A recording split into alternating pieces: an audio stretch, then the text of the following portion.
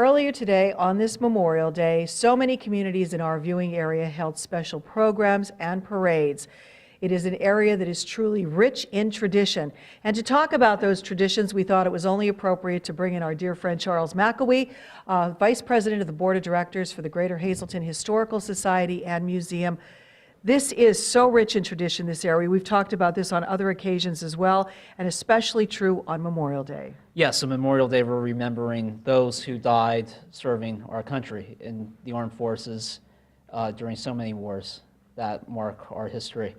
And it is a strong tradition here in Hazleton, and of course that tradition is the laying of the markers to mark the graves of those who served in the armed forces, who fought for our country. And you see those ubiquitous logs with the flowers in them. They line the cemeteries of like Calvary, St. Gabriel's, Vine Street, all over the area. And it's a really special holiday, and one that's also actually personal to me, because my grandfather, Charles McElwee, his nickname was Tess, he was commander of St. Gabriel's Catholic War veterans. So from the end of World War II and until he passed away in 1988, he commanded that, and that was his tradition, to lead the Catholic War veterans through Calvary, through St. Gabriel's. They'd lay the markers on the graves, have the gun salute.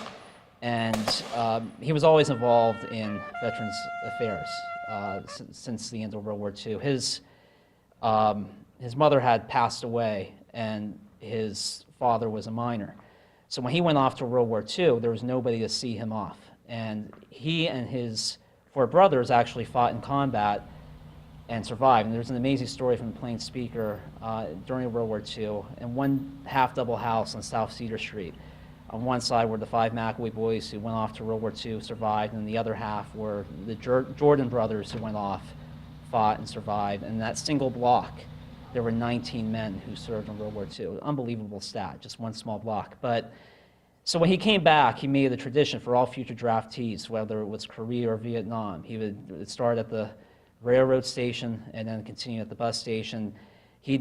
Nobody saw him off, so he wanted to make sure that he was there to see the draftees off to fight. So they would be greeted by him, and he'd have a lucky charm or a prayer book, and give those to him with a guy named Dr. Blum. And they'd see all these men off to war. So for a lot of men who served in the armed forces, who were in the draft, who went to Vietnam, my grandfather was one of the last people they saw before they got on that bus or that train. So just a reminder that it's really important to mark this holiday and to remember not only those who died fighting for their country, but to also remember those who also served. Absolutely, and what your grandfather did, we now have ceremonies when the troops are being deployed or what, to give them a good send-off, and a lot of their families and that are there. And of course, welcoming home, just as important these days, that when the troops come home, it's nice to welcome them back, whether it be in their community or through a group welcome.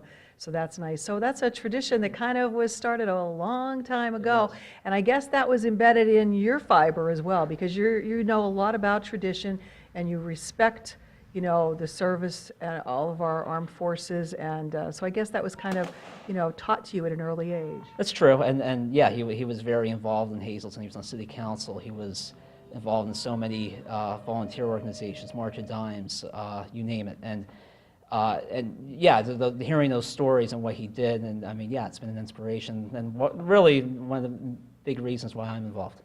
I think it's a big reason why so many people in this area are involved, because there were a lot of families like that. Mine included. My dad served in the United States Navy, Joe Regazzi, grew up as a commander.